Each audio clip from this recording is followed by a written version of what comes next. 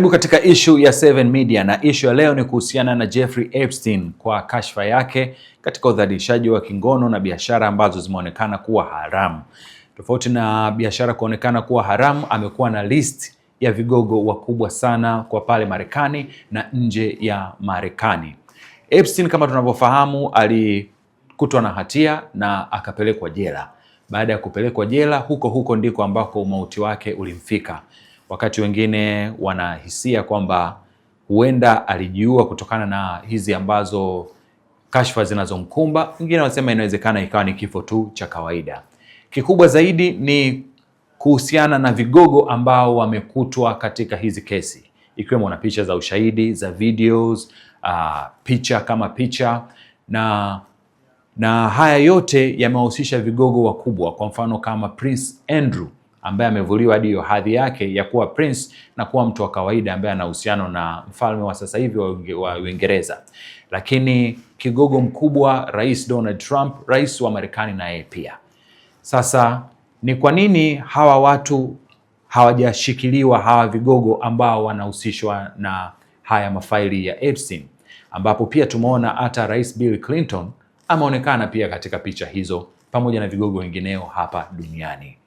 Wakili msomi, hili limekaaje katika upande wa sheria wakati hawa watu wanaonekana kabisa walikuwa na mhalifu? Toka faili la Epstein limeachiwa kwa jamii yote na kwa ulimwengu wote duniani iweze kuona, kumekuwa kuna picha nyingi sana ambazo zimekuwa zinaonekana zikaonyesha watu maarufu, celebrity, wanasiasa wakubwa, wana michezo, watu wa dini, watu wamekuwa wanahusishwa wameonekana katika hizo picha. Lakini kitu ambacho kiliendelea ni kwamba si kwamba watu wakubwa wote hao celebrity, wanasiasa wakubwa bado hawajachukuliwa hatua. Kuna hatua ambazo zimekuwa zinaendelea. Kwa mfano kwa Prince Andrew, tumeona jinsi alivyovuliwa kwanza ile heshima ile ya kuwa prince, lakini pia tumeona pia ameweza kuchukuliwa hatua za kisheria, unaona. Lakini pia tumeona pia hata Marekani pale tumeona watu kama kuna Bill Clinton na Hillary Clinton, tumeona wakiitwa. Kuna committee inaitwa House of Committee of Oversight, inaitwa Oversight Committee. Hii ni committee ambayo inapatikana katika House of Representatives, ambayo lengo lake kubwa hasa ni kufanya uchunguzi kwenye federal government, inafanya operation ya investigation kwenye federal government, kuhakikisha kuna transparency, accountability, kuhakikisha hakuna any abusive of power. Sasa tumemwona Hillary Clinton naye akipata summons, akiweza kuitwa pale kwenda kuhojiwa na kuweza kuelezea imekuwaje, akaweza kuapia kwenye hilo faili. Lakini tumemwona naye Hillary Clinton naye tumemwona pia naye akipewa summons na kuitwa kwenda kuhojiwa. Kwa ni hatua ambazo zipo, lakini kitu ambacho natakiwa tukifahamu, kwa mfano kama issue ya kusema Donald Trump kuonekana tu kwenye picha, ama vigogo wengine kuonekana kwenye picha, celebrity wakubwa, wana michezo mbalimbali, haimaanishi kwamba moja kwa moja utakuwa na tuhuma, ama haipi uhalali kwamba moja kwa moja utakuwa unatuhumiwa na zile tuhuma ambazo alikuwa anatuhumiwa Epstein, ambazo pia alikuja akutwa na hatia. Haioperate moja kwa moja kwa hivyo, kwa sababu kuonekana kwenye picha haimaanishi kama umefanya yale makosa ya kijinai. Hapana, haimaanishi hivyo. Lakini pia kosa la jinai pia halina limitation of time, kwamba kwamba kuna muda fulani kwamba mtu anaweza anatakiwa achukuliwe hatua za kijinai ndani ya muda fulani. Hapana. Makosa yote ya jinai yanakuwa hayana limitation of time, hayana muda maalum kwamba unatakiwa uchukuliwe hatua ndani ya muda fulani, unaona. Kwa uchunguzi bado unaendelea, na ndio maana kuna mafaili mengine ambayo bado hayajaachiwa katika umma, hayajaachiwa katika public kuweza kuyaona na kuweza kuyafahamu kwa ndani zaidi, kwa sababu ya hizo sababu za za kiupelelezi ambazo zinaendelea, kwa sababu kuna mafaili mengine ambayo bado yapo hawajaachia, na mafaili mengine ambao wameachia. Lakini pia katika mafaili ambayo wanavyoachia pia wanaangalia pia na kulinda haki za wale victim. Ndio maana kuna mafaili mengine yamekuwa yanaficha wale waathirika ambao walikuwa wanaonekana kwenye zile picha, kwa sababu wanalinda haki zao pia, ule utu wao katika jamii, wasionekane vibaya katika jamii.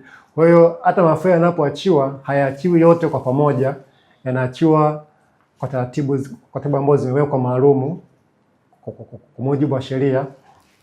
Lakini pia kuna mafaili mengine ambayo bado yapo, ambapo wanaendelea department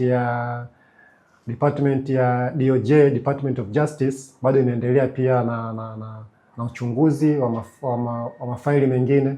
Kwa faili lote ambao watakuwa wameliachia, ina maana watakuwa wameshalifanyia uchunguzi na wameona ama kwa namna moja au nyingine haliwezi kuathiri uchunguzi, haliwezi kuathiri mwenendo mzima wa uchunguzi ambao unakuwa unaendelea.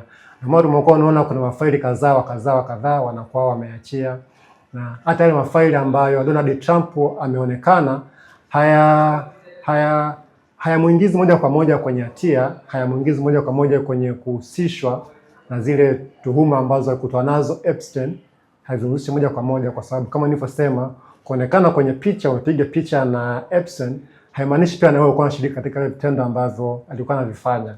Kwa hiyo bado uchunguzi bado unaendelea, na jinai inaweza kufunguliwa muda wote, hata kama Donald Trump akija kuonekana kama kuna mafaili ambayo yanamhusisha moja kwa moja alishiriki kwenye vile vitendo. Kuna taratibu ambao upo, anaweza kuchukuliwa hata baada ya kumaliza madaraka, au kama ikija kuonekana kwamba kuna mafaili ambayo yanamhusisha moja kwa moja Donald Trump na anatakiwa achukuliwe hatua za kisheria, basi kuna taratibu ambao kama rais wa Marekani hawezi akafunguliwa makosa ya jinai moja kwa moja akiwa madarakani. Ni lazima kwanza afanywe impeachment, ikiwa na maana kwamba lazima kwanza aondolewe madarakani na utaratibu wa impeachment kwanza ufanyike. Na kwa mujibu wa sheria za Marekani, impeachment ya rais lazima ianzie katika House of Representatives. Pale watapiga kura za hizo tuhuma, na kisha piga kura, majority decision ikija kuonekana kwamba anastahili kuchukuliwa hatua, basi itapewa katika senator, na senator watakaa kama mahakama. Sasa watasikiliza na ushahidi, watamwita Donald Trump, watamfanyia maswali, cross examination hapa na pale, kama tulivyoona kipindi cha nyuma katika awamu yake ya kwanza ile, pia alifanyia impeachment, lakini ilikuja ikashindikana. Sasa kama itakuja kuonekana kama Trump moja kwa moja amehusishwa katika tuhuma hizi, anastahili kuchukuliwa hatua za kisheria, lazima swala impeachment kwanza lifanyike. Na swala impeachment ikishafanyika kwa kupitia senator, na senator akalizia kwamba Donald Trump amehusishwa, basi ataondolewa madarakani. Akishaondolewa madarakani, ndipo ataweza kufunguliwa makosa ya jinai kama alivyofunguliwa Epstein. Lakini kitu ambacho cha kuka sawa hapo, kama nilivyoelezea mwanzoni, kwamba kwa picha zile za mwanzoni ambazo zimekuwa zinaonyesha ma celebrity wengi, zinaonyesha watu wengi ambao wanahusika moja kwa moja katika zile picha, hazitoi uhalali, hazihalalishi kwamba moja kwa moja huyu mtu anahusika. Kwa sababu tunataka tujue kwamba ili faili mpaka linaachiwa kwa jamii lilikuwa chini ya taasisi mamlaka maalum za kiuchunguzi.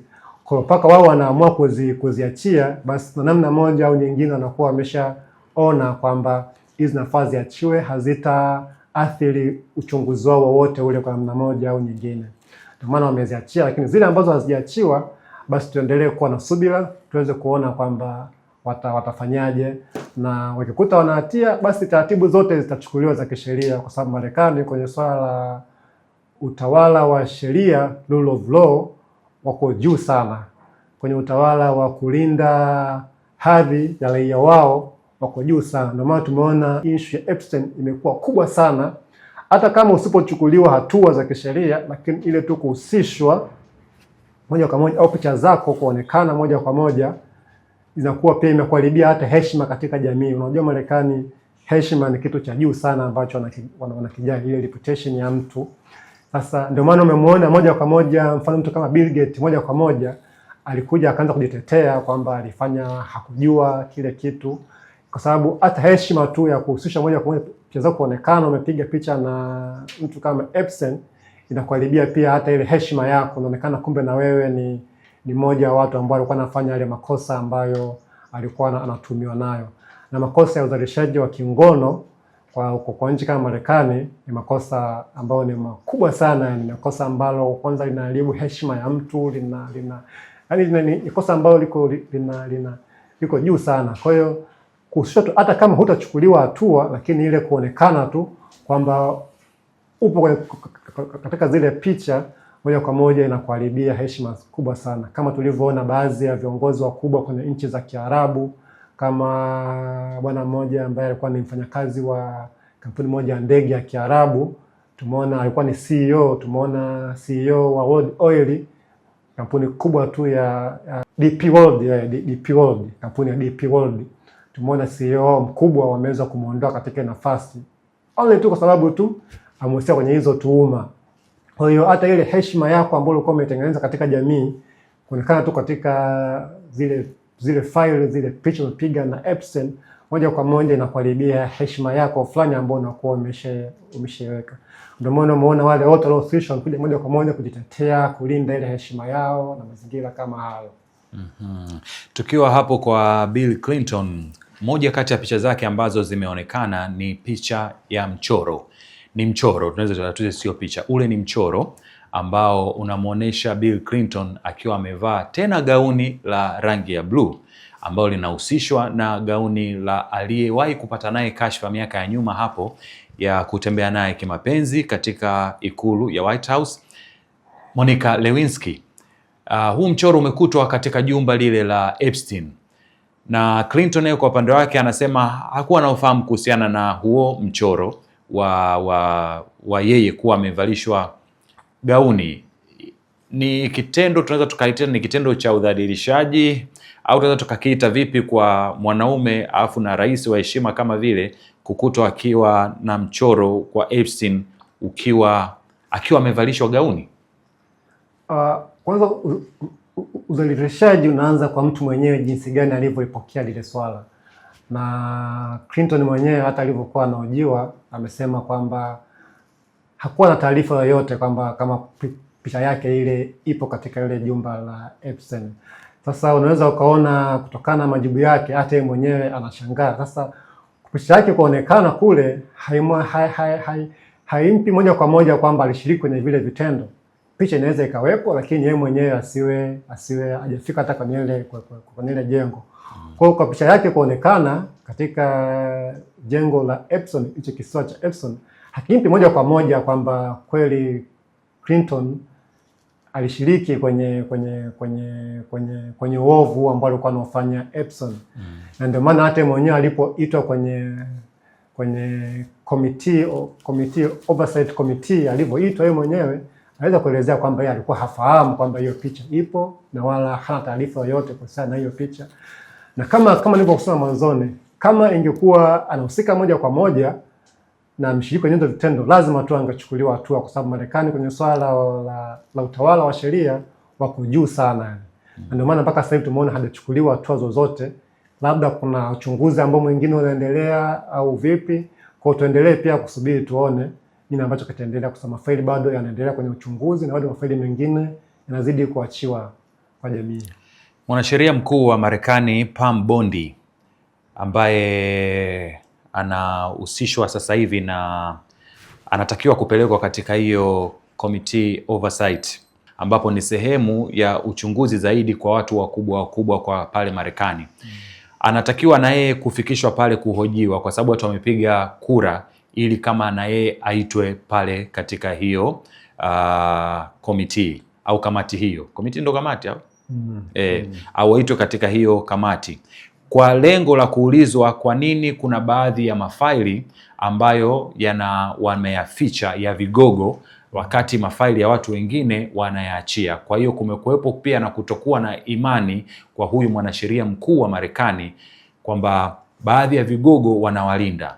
Endapo itaonekana kwamba kweli wanawalinda baadhi ya vigogo, kwa mfano baadhi ya mafaili yao kuyaficha yasionekane, na mengi pia yanazungumzwa kwamba yanamhusu Donald Trump pamoja na watu wengine wakubwa, kama atakutana kama akiwa mwanasheria mkuu anafanya kitendo kama hiki, kisheria anaweza akawajibishwa vipi?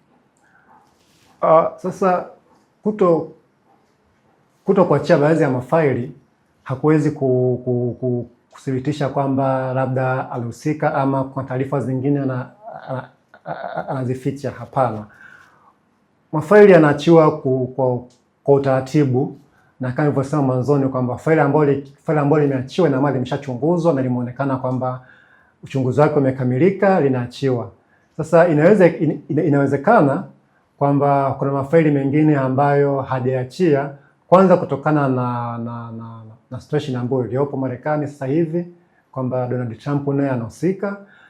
Pia inawezekana pia kuna mafaili mengine ambayo hajaweza kuyaachia kwa sababu labda bado anaendelea na uchunguzi.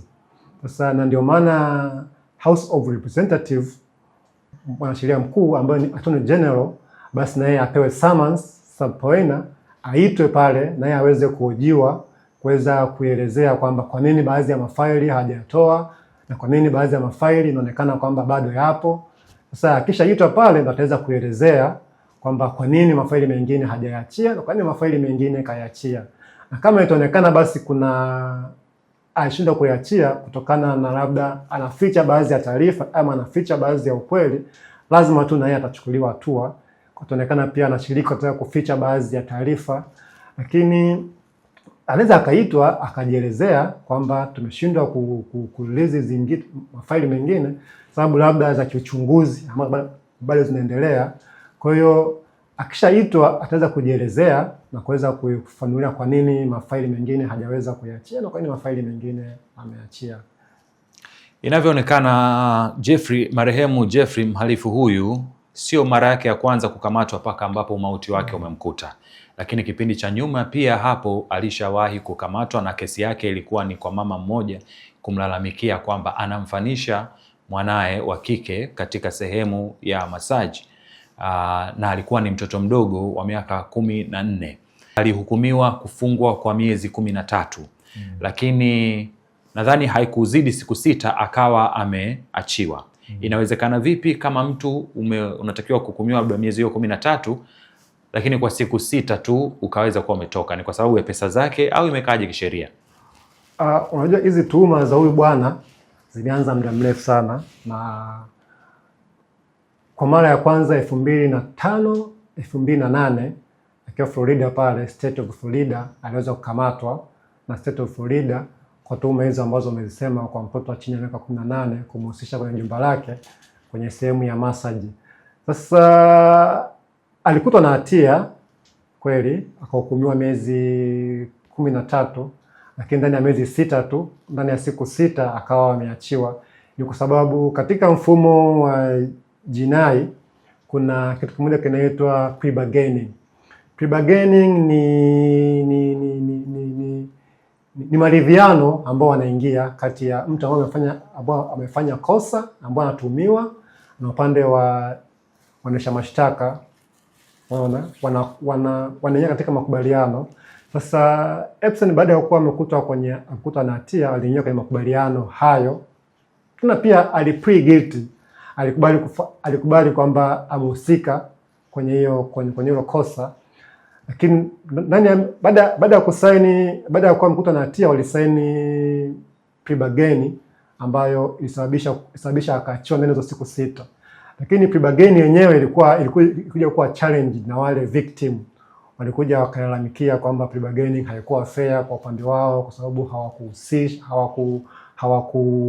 hawakushirikishwa moja kwa moja, kwa sababu pre-bargain lazima iwe transparency kwa watu wote, kwamba iwe kwa state ambayo imemkamata, nikiwa na maana kwamba waendesha mashtaka pia victim pia na mtumiwa mwenyewe anotumiwa.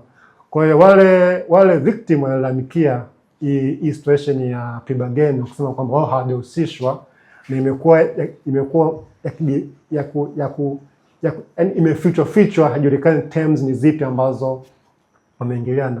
Na ndio maana sasa baada ya kuwa ameachiwa, baada ya kusaini hiyo mkataba, akaja akashikwa sasa na Federal Authority, akaja kuwa arrested pale New York na Federal Arrest kwa makosa kama hayo ambayo alikutwa nayo hatia, na this time na wakati huu baada ya kuwa amekamatwa na Federal, kwa sababu alikamatwa June, lakini kufika mwezi August akawa zikaonekana kwamba amefariki akiwa gerezani. So tuhuma ambazo amekuwa nazo kwa muda mrefu, kesi ya kwanza na kesi ya pili, mpaka akakutwa ikasemekana kwamba amejinyonga akiwa gerezani.